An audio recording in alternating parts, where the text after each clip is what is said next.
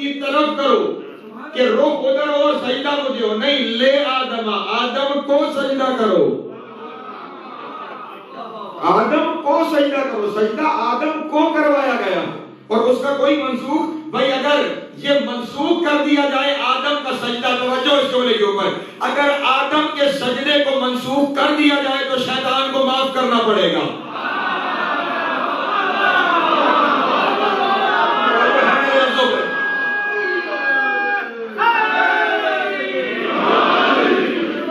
हुक्म ही मुअत्तल हो गया, सजा कैसी? हुक्म ही खत्म हो गया, कानूनदान को तशरीफ फरमा होंगे, जब हुक्म ही बाकी नहीं रहा तो फिर सजा कैसी? इसका मतलब है हुक्म आज तक बाकी है, हुक्म आज तक बाकी। और हमारे मारिफ की किताबों में जुमला दर्ज है कि शैतान रोज आशूर जब उसने इमाम हुसैन अलैहिस्सलाम को देखा तो उस वक्त उसने खुदावंद आलम से कहा कि अगर मुझे पता होता कि नस्ल आदम में से इसने आना है तो मैं इनकार सजदा ना करता।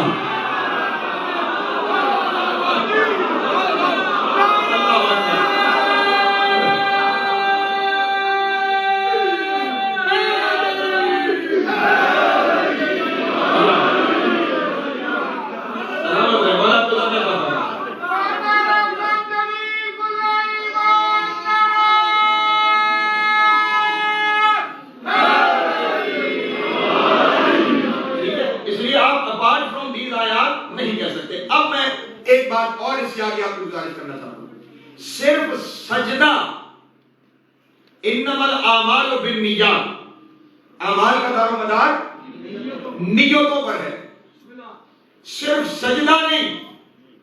अगर आप किसी के सामने इस नियत से खड़े हो जाएं कि वो अल्लाह है तो आपका खड़ा होना शिर्क है।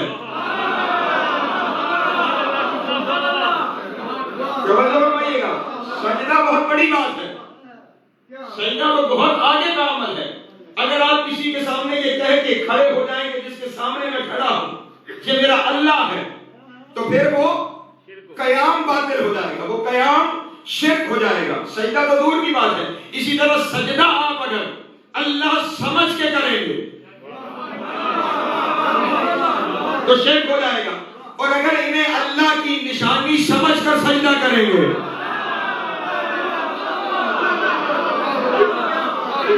तो फिर वो शिर्क नहीं होगा, क्योंकि खुदा ने कुरान मजीद में इरशाद फरमाया, "मैं युअज़्ज़िम शआइर अल्लाह फइन्नहा मिन तक़वल क़ुलूब", जो अल्लाह की निशानियों की इज्जत करते हैं उन्हीं का तो दिल मुत्तकी है। ठीक है ना सारे मोहतरम? इसलिए नियतों पर बातों का दारोमदार है। अगर आपकी नियत ठीक है तो फिर अमल ठीक है, और अगर नियत में कहीं खराबी है तो फिर अमल में खराबी हो जाएगी। हत्ता के अरे मैं आपके सामने हाथ बांध के जुमला कह दूं, हमारे यहाँ कॉन्सेप्ट को वाज़ेह नहीं किया जाता जिसकी वजह से लोगों के जहनों में कुछ खलशें बाकी रह जाती हैं। अगर कोई शख्स काबे को अल्लाह समझ के सजदा कर रहा है तो उसका सजदा बातिल है। सजदा काबे की तरफ है अल्लाह को।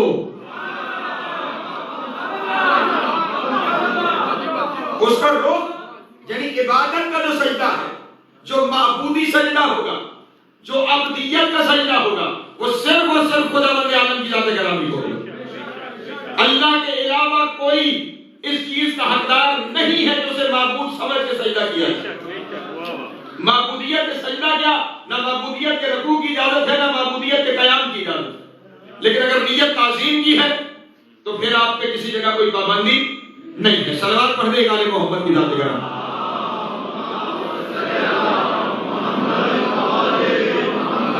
वक्त कम था इसलिए सिर्फ खुलासा आपके सामने पेश किया। कोशिश करूंगा 12 मुहर्रम की जो हमारी स्वयं की मजलिस होगी इस सवाल को भी मजीद खोल के आपके सामने बयान करूंगा, और मजीद भी अगर कोई सवाल आए तो उन सारों को 12 मुहर्रम की मजलिस में इंशाअल्लाह आपके सामने डिस्कस किया जाएगा। सलवात पढ़ लें आले मोहम्मद की जात करामी।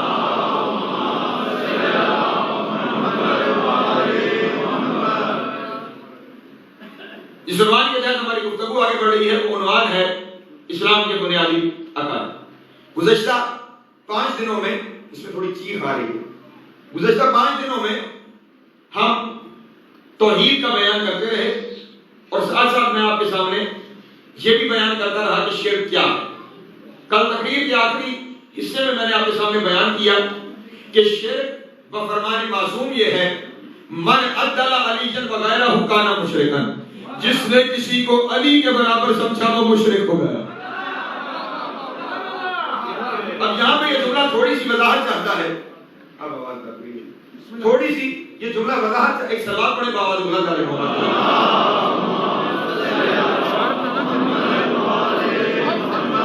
सब एक दफा एडजस्ट करें ताकि फिर थोड़ा सा, हाँ यहाँ पे आवाज बहुत ठीक है, सिर्फ ये चीख ना आए बीच में, बाकी ठीक है बिल्कुल एडजस्ट।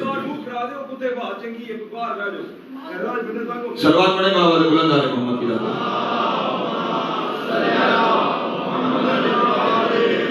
अब पूरी तवज्जो मेरी जानिब रखिएगा। मैं चंद अहम बातें आपके सामने गुजारिश करना चाहता हूं। मैंने कल आपके सामने कहा कि अली के बराबर किसी को अगर लाया जाएगा तो ये शिर्क हो जाएगा। अली के बराबर लाना क्यों शिर्क हो जाएगा? उसकी वजह यह है, पिछली 5 तकरीरों में मैंने आपको ये बताया कि अली है मज़हर सिफात इलाही, बल्कि जुमला बदल के कहूं, अल्लाह की सिफात को अगर वजूद दे दिया जाए तो अली बनता। अल्लाह की सिफातों को अगर वजूद दे दिया जाए तो अली बनता है। अब अगर आप किसी को अल्लाह की सिफतों के बराबर करार देंगे तो शिर्क नहीं होगा।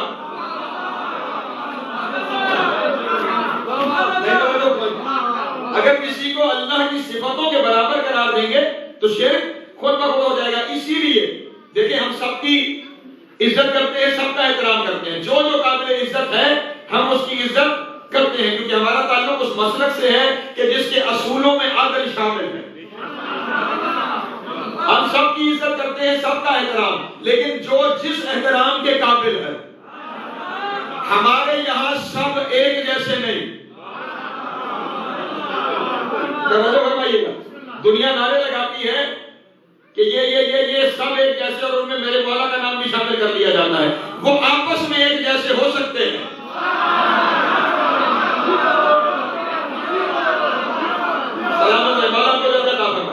वो आपस में एक जैसे हो सकते हैं, अली जैसे नहीं हो सकते, क्योंकि अली अल्लाह की सिफतों का मजहर है। कोई सिफात इलाही के मजहर जैसा नहीं हो सकता। तमाम सहाबा को तो आप बराबर कह सकते हैं, गो के वो भी मुश्किल काम है, क्योंकि रसूल की अपनी हदीसें मौजूद है कि ये 9वें पे है और वो 10वें दर्जे पे है, तो वहां पे भी, लेकिन आपकी मर्जी है, वहां आप कहते रहे। और अली का मामला तो सहाबा में आप नहीं ला सकते, और उसमें बात कहीं और ना चली जाए। इमाम गजाली एक बहुत बड़ी शख्सियत गुजरे बिरादरान अहले सुन्नत। एक दिन उनके बेटे उनके पास आए और उन्होंने आके कहा कि बाबा, रसूल के सहाबियों में से सबसे अफजल तरीन सहाबी कौन है? भाई आप मुझे देखे ना, वो दोस्त आते रहेंगे, वो होता रहेगा, मेरी अटेंशन डाइवर्ट हो जाएगी।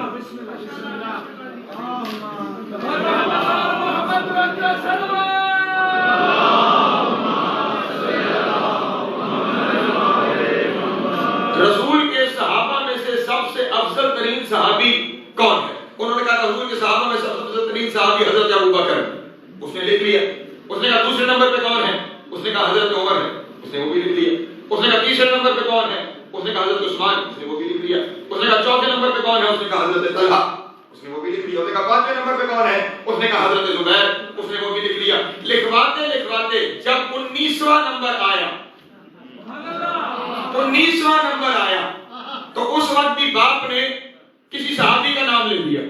अब यहाँ पे बेटे को जरा गुस्सा आया और पुकार के कहने लगे, बाबा इतना बुग़्ज़ अली से कि 19वें नंबर पे भी अली का नाम नहीं। इतना बुग़्ज़ कि 19वें नंबर पे भी अली का नाम नहीं। अब बाप को गुस्सा आया, पलट के कहा, सुन, तूने मुझसे सहाबा के दर्जे पूछे हैं, अहले बैत के नहीं।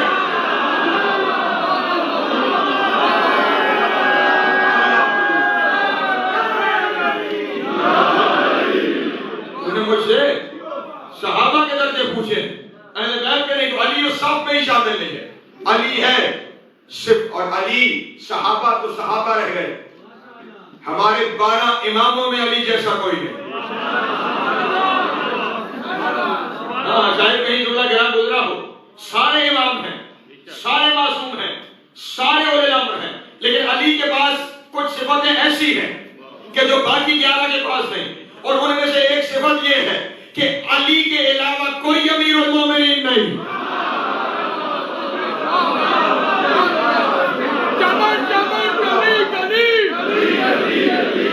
नगर नगर गली गली नारे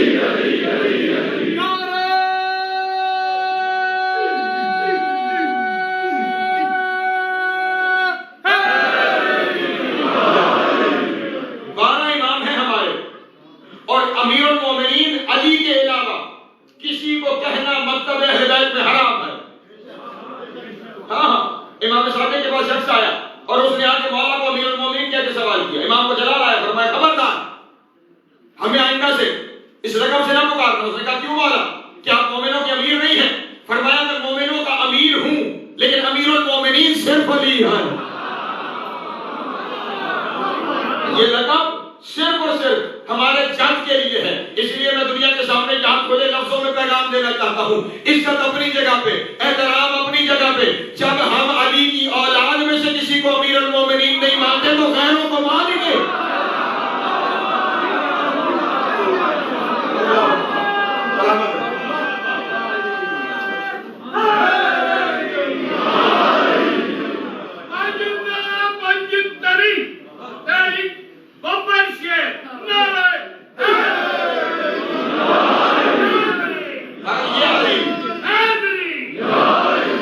कि जो 12 इमामों में भी ला शरीक है, वो अली जो सिफात इलाही का मजहर है, वो अली जो मजहर हयात इलाही है, वो अली जो मजहर कुदरत इलाही है, वो अली जो मजहर इल्म इलाही है, वो अली जो कायनात पे हुकूमत करता है, वो कहता हुआ सुनाई देता है अना अब्दुम मिन अबीद मोहम्मद। अल्लाह अकबर। रिसालत का आज हमारी गुफ्तगू शुरू होनी है। वो अली जो इस मंजिल पे बाइस है, वो क्या इरशाद फरमा रहे हैं, अना अब्दुम मिन अबीद मोहम्मद।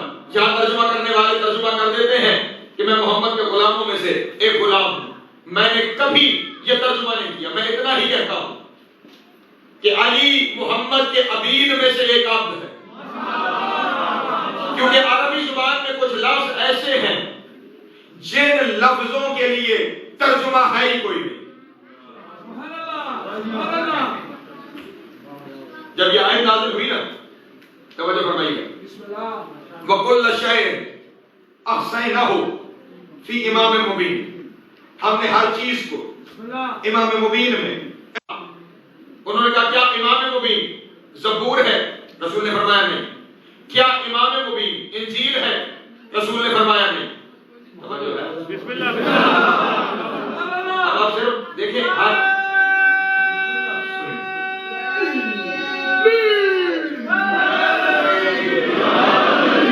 बात की तशरीह में मुझे न लेके जाए, वरना बात मुश्किल होती चली जाएगी। बैठे साहिब कुरान के सामने है, पूछ तौरात तो इंजील रहे, क्या तौरात नहीं, क्या जबूर नहीं, क्या इंजील नहीं? उन्होंने कहा या रसूल अल्लाह, क्या कुरान? रसूल ने फरमाया नहीं। तवज्जो तवज्जो तवज्जो तवज्जो, क्या कुरान इमाम मुबीन है? रसूल ने फरमाया नहीं। कहा या रसूल अल्लाह फिर बताइए कि इमाम मुबीन क्या है? रसूल ने फरमाया एक लम्हे इंतजार करो, अभी तुम्हें पता चल जाएगा कि इमाम मुबीन क्या है। वो खामोश होकर बैठ गए। जब थोड़ी देर बाद कोई जवाब नहीं, कहा या रसूल अल्लाह हमने पूछा था कि इमाम मुबीन क्या है? कहा रुक जाओ, मैंने जो कहा है रुको। अभी रसूल ये कह रहे थे कि जैसे ही उधर दरवाजे से अली आने लगे, रसूल ने इनसे कहा अब पूछो कि इमाम मुबीन क्या है? उन्होंने कहा इमाम मुबीन क्या है? रसूल ने फरमाया वो देखो, वो इमाम मुबीन।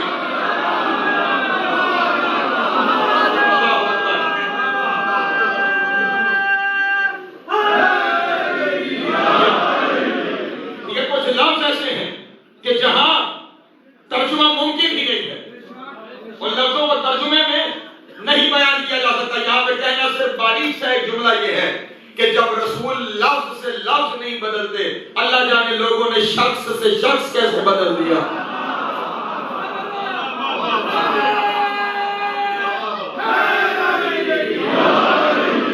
इस लफ्ज अब का तर्जुमा मैं आप ही करता हूं, और मैं दुनिया को ये दावत दे दूंगा कि तुम अपनी मर्जी से आप का तर्जुमा कर लेना जिस दिन तुमने मुहम्मद अब्दुहु व रसूलुहु का कर लिया।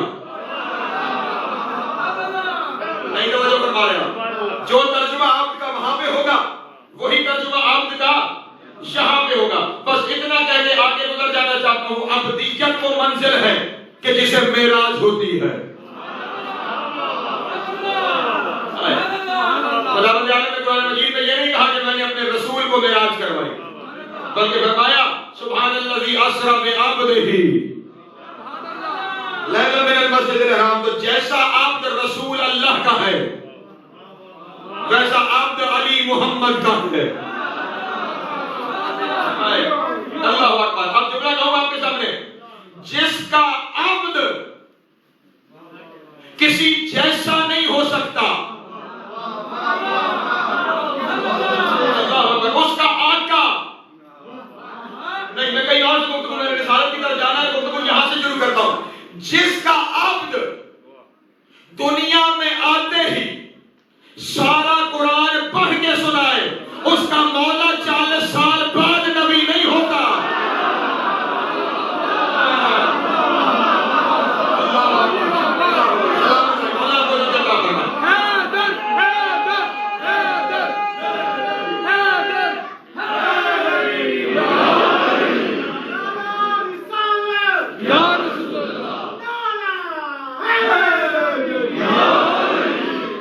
दुनिया अपने बड़ों के 40-40 साल के कुफ्र छुपाने के लिए रसूल को 40 साल बाद नबी बताते हैं। अज़ान मोहतरम, रसूल 40 साल बाद नबी नहीं, रसूल आदम से पहले का नबी है। एक वाक़या तारीख का जो शिया सुन्नी तारीखों में मुत्तफिक है वो मेरे सामने आ गया, उसी को सुनाते हुए मैं अपनी गुफ्तगू को आगे बढ़ाना चाहता हूँ। एक बीवी का किस्सा कोर्स की किताबों में भी हमारे वतन में तो पढ़ाया जाता है। उसका नाम है हलीमा सादिया। क्या नाम है इनका? किस्सा क्या है? इनका किस्सा ये है कि ये मौलाना शिबली नोमानी ने अपनी किताब सीरतुन नबी में इस वाक़े को नकल किया। आराम से सुनिएगा, नतीजे पे आप मेरे लिए दुआ करें। मैंने जिस तरह पहले नकीसा में कहा, तबीयत बहुत नासाज है, इसलिए आप थोड़ा मेरा साथ आज दे। रोज मैं आपका देता हूँ, जरा आज थोड़ा आप मेरा साथ दें। हज़रत हलीमा सादिया, उन्होंने वहां अपनी किताब में इस वाक़े को दर्ज किया।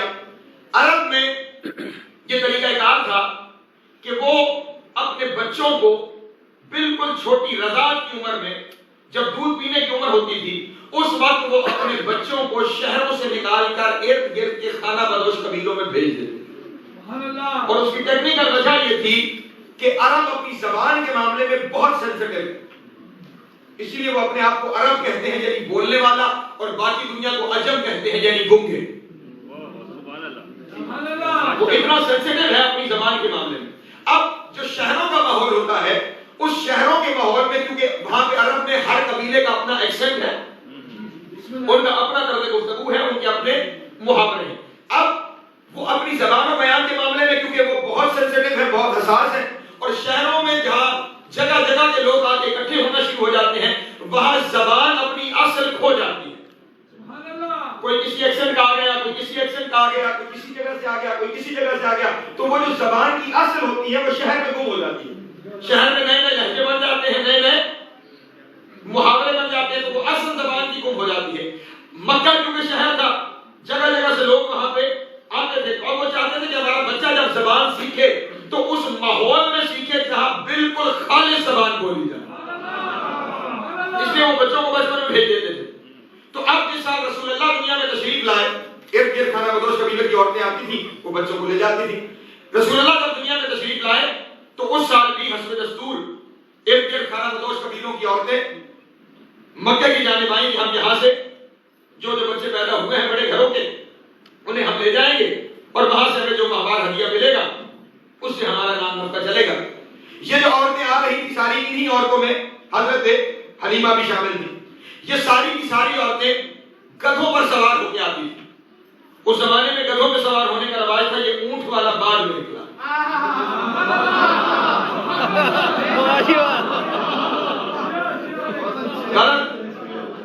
गधों पे सवार होकर आ रही थी।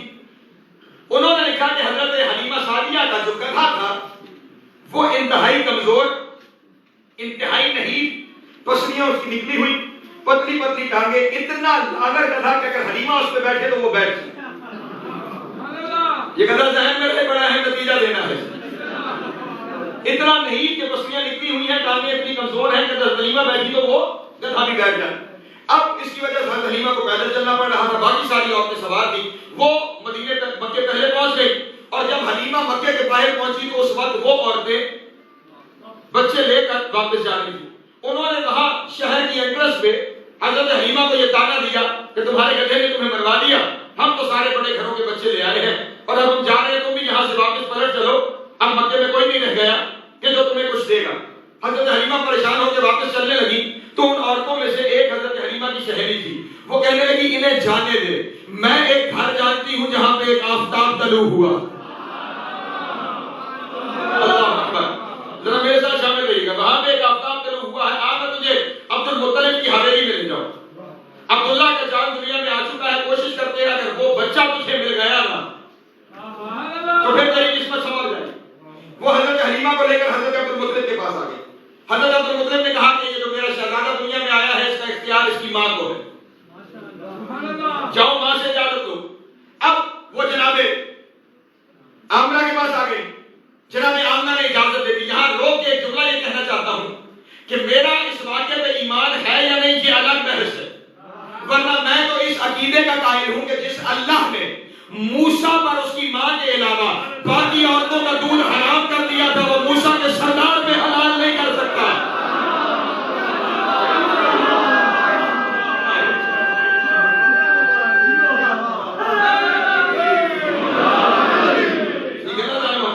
हाँ, तो मेरा वो क्योंकि तारीख का वाक़या है, जवाब फिर वहीं जाना है, इसलिए मैं उस वाक़े को कोट कर रहा हूं। वो ले आए हजरत हलीमा को, जनाब आमना ने इजाजत दे दी मेरा बच्चा तुम ले जाओ। हजरत हलीमा ने बच्चा लेने से पहले गधा नहीं भूलना, वो कमजोर गधा, पतली पतली टांगे पसलियां निकली हुई, और इस जुमले पे अगर आप मेरे साथ ना रहे तो इससे आगे वाले जुमले मेरे लिए बहुत मुश्किल हो जाएंगे। जनाब हलीमा ने उस गधे के ऊपर एक बिस्तर बनाया, एक बिस्तर छोटा सा बनाया।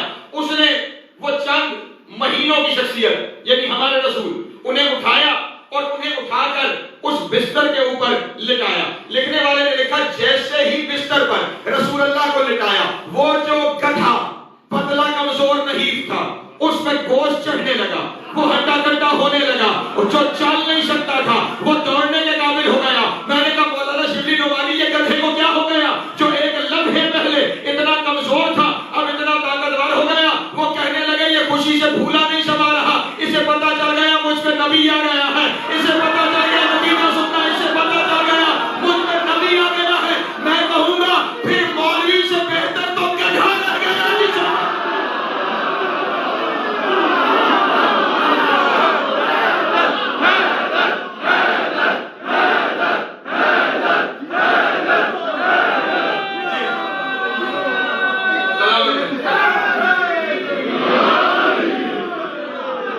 जो है जाने मोहतरम, गधे को समझ आ गई कि ये नबी है।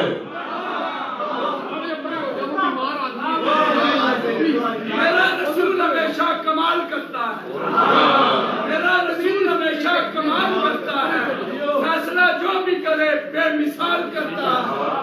मेरा रसूल को शख्स और कमर से ना पहचान, ऐसे काम तो इसका बिलाल करता है।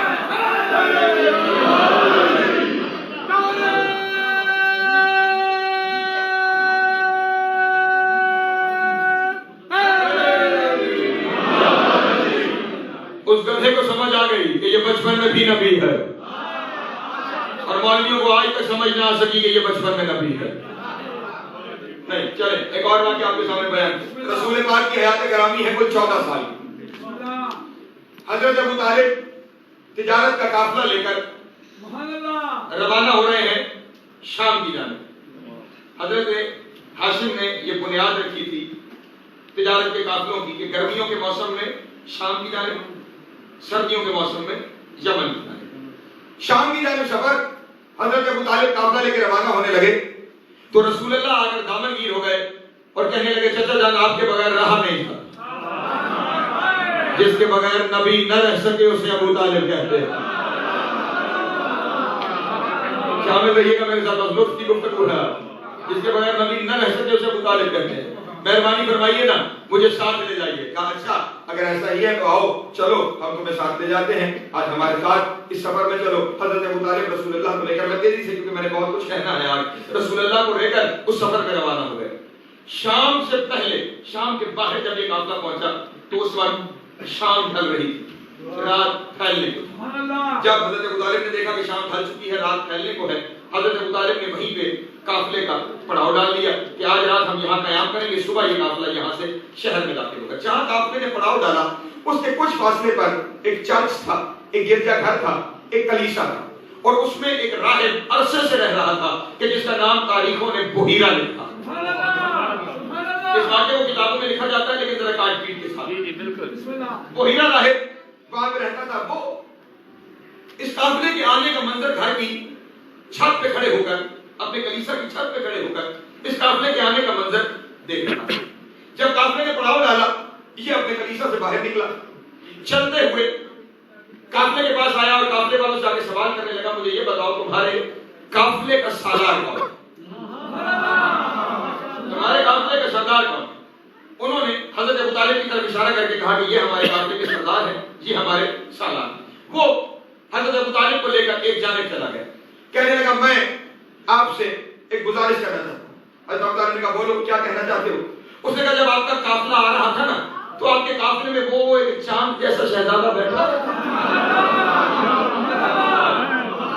मैं बहुत दूर से आपके काफिले के आने का मंजर देख रहा था, हत्ता कि उस वक्त धूप थी और मैं वो मंजर देख रहा था जब काफिला आ रहा था, सारा काफिला धूप में था, इसमें बादल का साया था। अल्लाह अकबर। तवज्जो फरमाइएगा ज़ालिम मोहतरम, ये रसूल की उस वक्त की जिंदगी का वाक़या है जब हयात गरामी 14 साल की है, जब हयात गरामी 14 साल की। इस पे सर पे बादल का साया था, और जो आपने सवाल किया ना उसी सवाल का जवाब भी इसमें आ जाएगा। और सिर्फ बादल का साया नहीं था, मैंने देखा ये जहां से गुजर रहा था दरख्त झुक झुक के इसे सजदा कर रहे थे।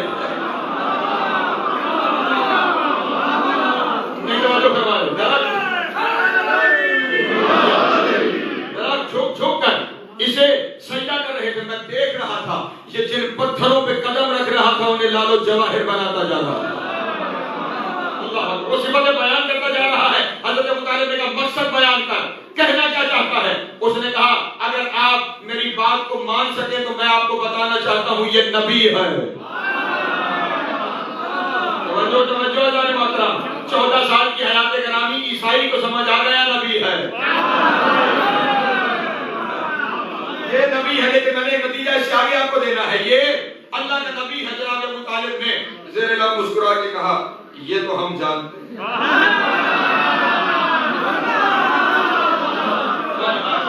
अल्लाह अकबर, ये तो हम जानते हैं। उसने कहा अच्छा अगर आप ये जानते हैं, अब जहां से काटपीट शुरू होती है तो फिर मेरा आपसे सवाल है और मुझे उस सवाल का जवाब दे दीजिए। मुझे इतना बताइए इस पूरे काफिले में इमरान कौन है?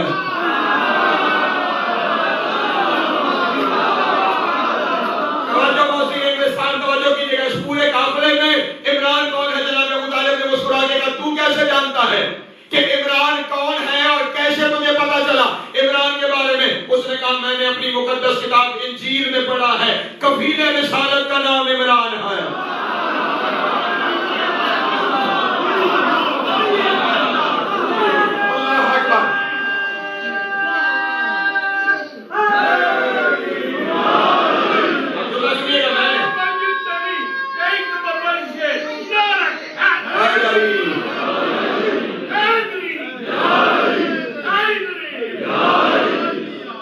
नतीजा सुनिएगा, मैंने अपनी किताबों में पढ़ा कि रसूल के आखिरी रसूल के कफील का नाम इमरान है।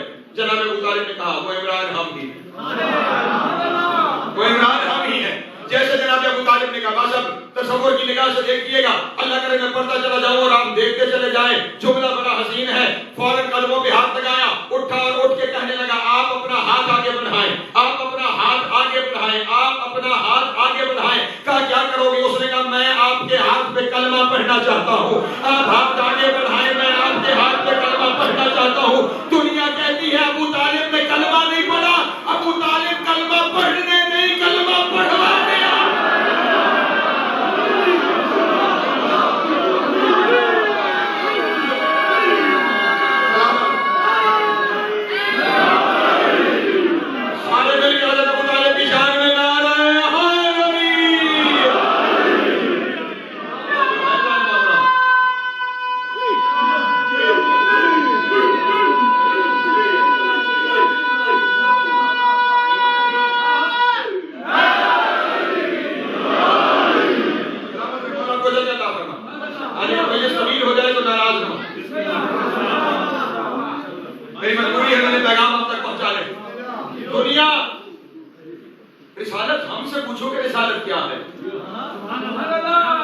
जरा पूछो जिन्हें 40 साल तक नबूवत दिखाई ही नहीं। मेरा तमाम उम्मत मुस्लिमा से ये सवाल है, जितने इंसान दुनिया में होंगे उनकी 3 मजहबी हैसियतें हैं, 3 के अलावा चौथी हैसियत कोई नहीं। मजहबी हवाले से 3 ही हैसियत है, चौथी कोई हैसियत नहीं है। पहली हैसियत यह है कि जो भी दुनिया में इंसान मौजूद हैं, 3 हैसियतों में से पहली हैसियत यह है कि या तो वो नबी होगा, दुनिया का पहला इंसान नबी, या तो वो नबी होगा। अगर वो खुद नबी नहीं तो किसी नबी का उम्मती होगा,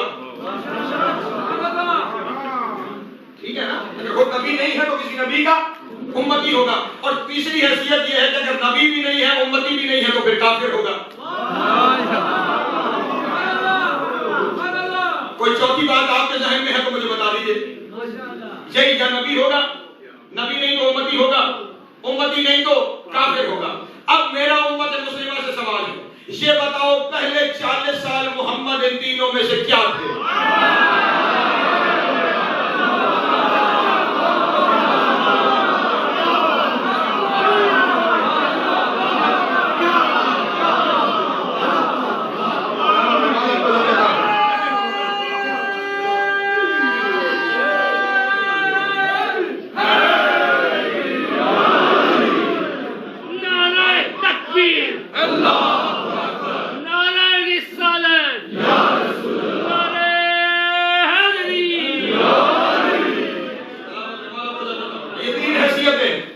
इन पहले 40 सालों में क्या थे?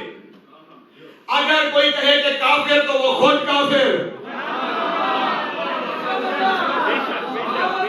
अगर कोई कहे कि काफिर तो वो खुद काफिर, और अगर कोई कहे कि किसी नबी के उम्मती थे तो जो कल तक उम्मती था वो आज सैयदुल अंबिया कैसे हो गया?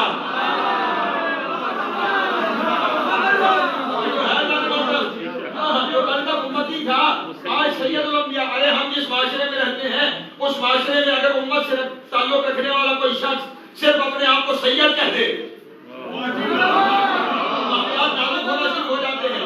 तो अब अगर काफिर कहो तो तुम काफिर, उम्मती कहो तो जो कल उम्मती था वो आज सरदारुल अंबिया नहीं हो सकता। फिर एक ही बात बचती है, हो ना हो नबी था, हो ना हो वो नबी का। तो उनके वो पहले 40 साल भी नबूवत के हैं, वो सारे अरसे में भी वो अल्लाह के नबी थे। ऐसा नहीं हो सकता कि जो कल, अरे ये ईसा और याहया ये मेरे नबी के गुलाम हैं, बेशक बेशक ये मेरे नबी के गुलाम हैं, ये मेरे नबी के गुलाम हैं, ये सारे साहब ये मेरे नबी के गुलाम हैं, मेरा नबी सैयदुल अंबिया और ये गुलाम है मेरे नबी। ईसा बचपने में कह रहा है इन्नी अब्दुल्लाह है व आतानी अल-किताब व जअलनी नबिय्या, मैं अल्लाह का बंदा हूं, मुझे किताब दी गई है, मुझे नबी बना के भेजा गया। कब कह रहा है? जब मां की गोद में है। याहया के बारे में अल्लाह कुरान में कह रहा है आतैनहु हुक्मन सबिय्या, हमने उसे बचपन में नबी बना दिया। जिसके नौकर बचपन में नबी हो वो 40 साल बाद नबी नहीं होगा।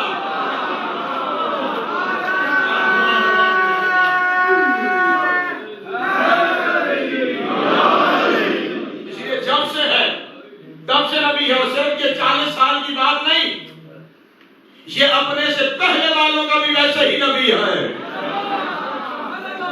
जैसे ही अपने से बाद वालों का नबी है। और यहाँ पे बात ये क्यों कहते हैं कि ये पहले 40 साल नबी नहीं थे? सिर्फ एक बात को दलील देने के लिए कि ये हम जैसा,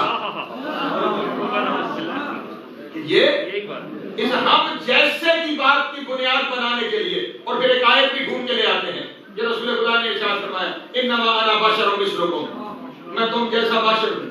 अगर ये मिस्ल से एक जैसा होना साबित होता है तो अल्लाह ने कुरान मजीद में सूरह जुमा, नमाज जुमा में आप सुनते होंगे, उमिरु तौरात सुम्मा लम यहमिलुहा कमसलुल हिमार यहमिलु अस्फारा।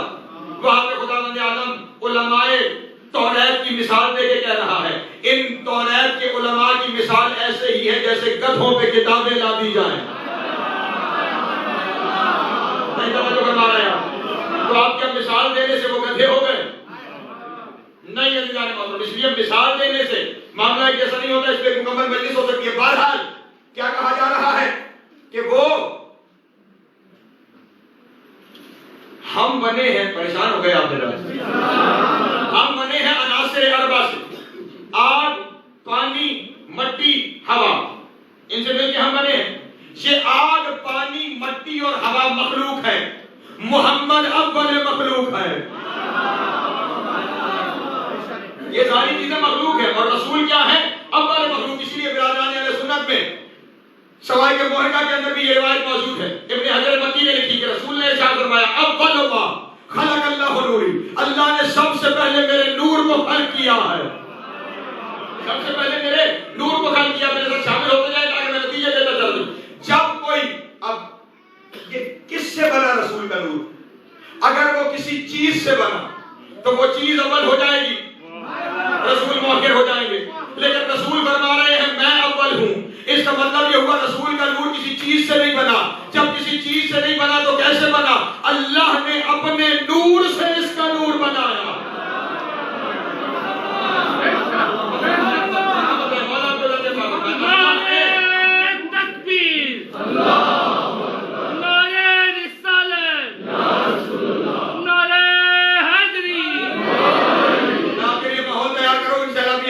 मदीना मदीना वहां पे आपको लेके जा रहा था, तो अपने नूर से इसका नूर बनाया। और जब इसका नूर अल्लाह के नूर से बन गया तो फिर इस नूर ने पुकार के कहा, अना व अली मिन नूरिल वाहिद। अल्लाह अकबर, मैं और अली एक ही नूर से हैं। एक दिन एक मौलाना साहब मेरे पास आ गए पाकिस्तान में, वो कहने लगे ये क्या तरीका हुआ कि ये एक ही नूर से अल्लाह को दो बनाने की क्या जरूरत पड़ी? वो कादिर था, दो अलग अलग नूर बना देता। सुभान अल्लाह, वो कादिर था, दो अलग अलग नूर बना देता। अब ये याद रखिएगा, जब भी आले मोहम्मद के हक की बात हो तो घबराने की जरूरत नहीं। इमाम का एक सहाबी शाम में एक दफा मुनाजरा जीत के वापस आया तो इमाम को हाथ बांध के कहने लगा कि मौला अजब मामला ये था कि वो मुझसे सवाल करता था, मुझे ऐसे लगता था जवाब मेरी जबान पे पहले रखा हुआ। जवाब मेरी जबान पे पहले रखा हुआ। इमाम ने कहा शाम अपने जहन में महफूज कर ले, आइंदा आने वाली नस्लों तक हमारा ये पैगाम पहुंचा देना कि जब हमारे हक की बात हो घबराने की जरूरत नहीं है, जबान तुम्हारी चलती रहेगी, लफ्ज बना के हम रखते रहेंगे।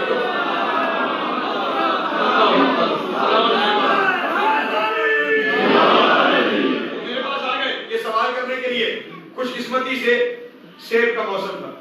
परेशान तो नहीं आप? सवाल उसका जहन में रहे कि नूर दो क्यों नहीं बना दिए? वो कादिर था, एक ही के दो हिस्से क्यों किए? मैंने कहा सेब मेरे पास पड़े हुए थे, मेरे एक दोस्त ने कश्मीर से अपने एक बाग के सबसे अच्छे दरख्त के सेब तोड़ के मुझे भेजे। मैंने एक सेब लिया और उनके सामने जाकर मैंने उस सेब के दो हिस्से किए और मैंने उन्हें कहा कि आप तनावुल फरमाएं। उन्होंने पहले एक हिस्सा खाया, फिर उन्होंने दूसरा हिस्सा खाया। जब वो खा चुके तो मैंने कहा दोनों कैसे थे?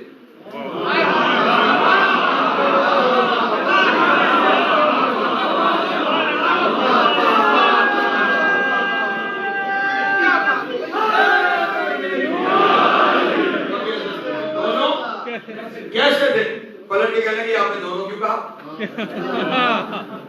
एक ही शेर के तो थे, जैसा हो वैसा हो, जो जायका यहाँ वैसे जायका वहाँ, जो खुशबू यहाँ वो खुशबू वहाँ, जो रस यहाँ वो रस वहाँ। मैंने कहा सुभान अल्लाह। फौरन मैं फ्रिज में गया, उनके जवाब से कुछ हो गया, मैंने एक और ला दिया। मैंने कहा हुजूर ये भी जरा फरमाइए।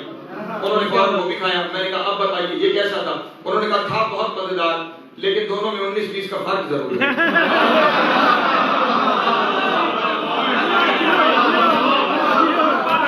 दोनों में 19-20 का फर्क जरूर है। मैंने कहा हजूर वाली एक ही बाग, उस बाग का एक ही तरफ, ये भी उसी का सेब है। उन्होंने कहा होगा, लेकिन क्या करूं कि मुझे महसूस हो रहा है 19-20 का फर्क इन दोनों में जरूर है। मैंने कहा मौलाना साहब अब भी आपको समझ में नहीं आई, एक ही बाग के एक ही दरख्त के दो सेब मैंने आपको दिए और आपने कहा 19-20 का फर्क जरूर है, और जब एक के दो हिस्से किए तो आपने कहा ये दोनों एक जैसे हैं। अल्लाह अगर दो नूर बना देता, आप कहते हैं दोनों नूर, लेकिन 19-20 का फर्क जरूर है। उसने ये कह के कि मैंने एक नूर के दो हिस्से किए, बता दिया जैसा नबी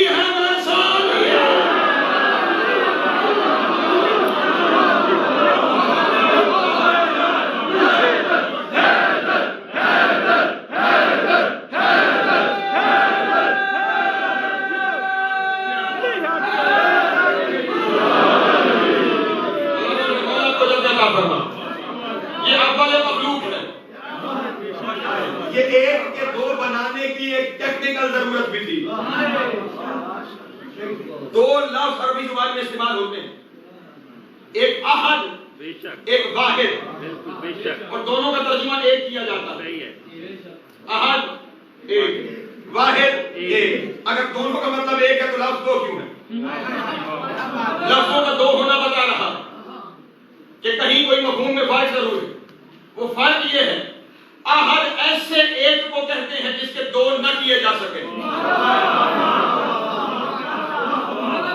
जो नाकाबिल तकसीम हो उसे अहद कहा जाता है, और वाहिद ऐसे को कहा जाता है कि जिसे दो बराबर हिस्सों में तकसीम किया जा सके, जिसे दो बराबर हिस्सों में तकसीम किया जा सके। यहां दो बराबर में तकसीम करने की जरूरत थी। क्यों? क्योंकि अगर तकसीम न करता तो फिर मामला खराब हो जाता। इसीलिए उसने जब अपनी बात की तो फरमाया कुल हुवल्लाहु अहद।